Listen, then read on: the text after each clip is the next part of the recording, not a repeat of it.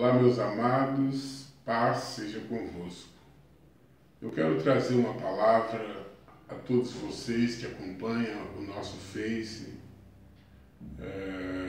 E essa palavra ela tem um tema e um subtema. O tema, eu quero que você guarde bem esse tema. O tema é: nada acontece por um acaso, nem as coisas boas, nem as coisas ruins. E o subtema é: todas as nossas palavras e ações são atos proféticos para o bem ou para o mal. Um exemplo que nós podemos citar, um exemplo bíblico, está no livro de 1 Samuel, no capítulo 17, no versículo 49. A Bíblia fala que Davi, para enfrentar Golias, ele pegou 5 pedras e um alforje. E ele saiu de encontro a Golias. E quando ele pega a funda e ele lança uma pedra, a Bíblia diz uma pedra, essa pedra acerta a testa de Golias e ele cai com o rosto em terra. Davi não precisou gastar as outras 4 pedras. A princípio, dá a entender que aquelas outras 4 pedras foram pegas de forma inútil, sem sentido. Mas aí entra o termo que nós colocamos aqui: nada acontece por um acaso.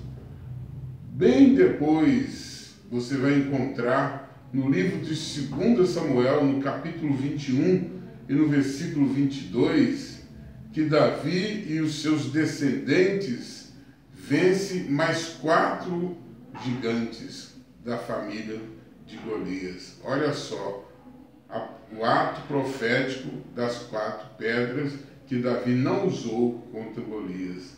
Então, quando ele enfrenta Golias, ele abre a boca e diz: o Senhor te integrará na minha mão. E aí ele abre a boca com o ato profético. E a ação, a atitude, são as 5 pedras, uma usando contra Golias e as outras simbolizando a derrota dos 4 irmãos de Golias posteriormente. Então, quantas vezes nós não pensamos desta forma? Que uma palavra, tanto para o bem quanto o mal, é um ato profético. Que as nossas atitudes, as nossas ações são também um ato profético.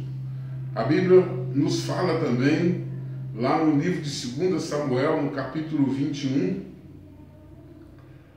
a partir do versículo 1, que o povo de Israel estava enfrentando 3 anos de fome.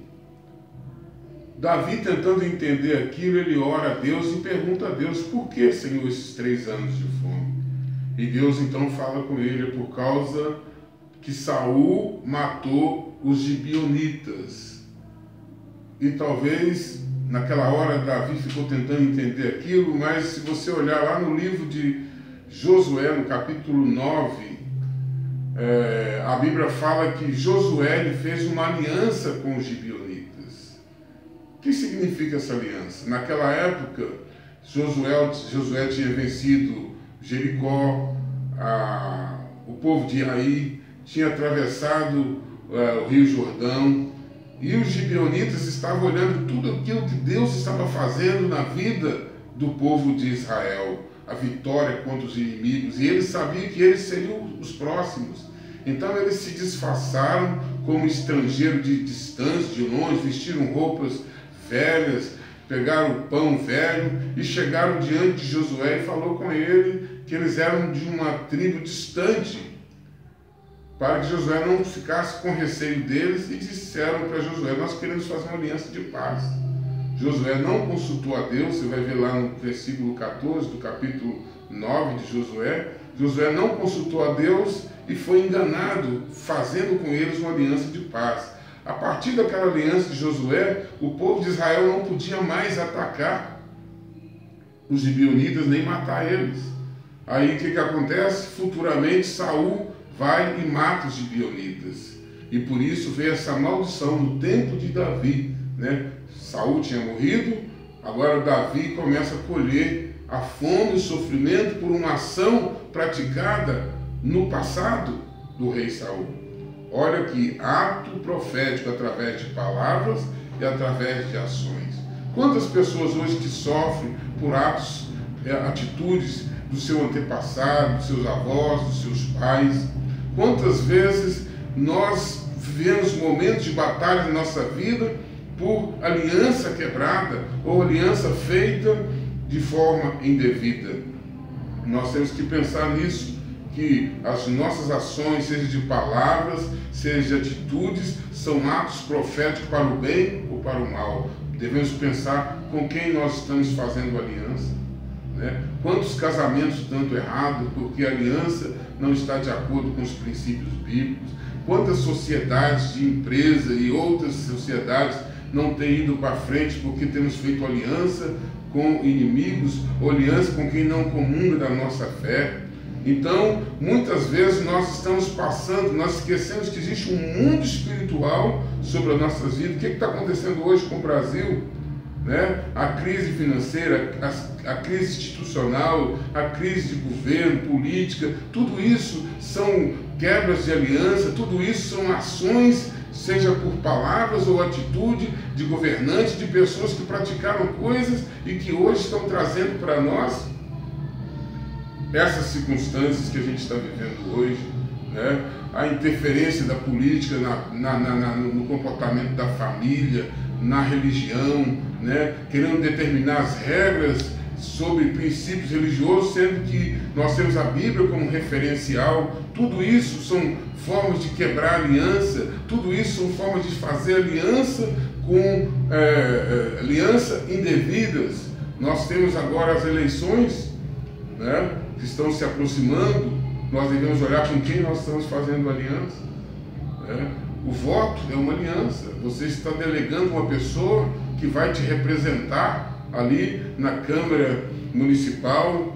Então, nós, principalmente quando se fala de candidatos ao Legislativo, né? Seja a Câmara Municipal, a Câmara Estadual, a Câmara Federal, o Senado, são pessoas que têm uma aliança comigo, uma aliança com você, que vai defender a nossa fé. E aqui não só falando da questão política, mas falando também da aliança da família, que tipo de aliança que nós temos feito nos nossos relacionamentos, nas nossas amizades, que tipo de aliança que nós temos feito que possa comprometer a nossa vida no futuro, quais são os atos proféticos, quais são as palavras que você diz quando você abre a sua boca. Quantos pais que a gente vê amaldiçoando seus filhos, esposa amaldiçoando seus esposos e vice-versa, né? Quantas alianças que as pessoas têm feito sem se dar conta que o mundo espiritual existe. Davi e o povo de Israel pagou por um ato que Saul cometeu e por um ato também que Josué cometeu ao fazer aliança com o povo sem pedir a direção de Deus. Que esta palavra possa alcançar a vida de vocês, que todos nós possamos ter ciência que existe um mundo físico e existe um mundo espiritual. Um está ligado ao outro. As alianças que nós fazemos ou deixamos de fazer, os atos, seja através do nosso dizer ou do nosso agir, eles vão ser atos proféticos para o amanhã, para o nosso futuro. Que Deus abençoe, que esta palavra possa tocar no seu coração, em nome de Jesus.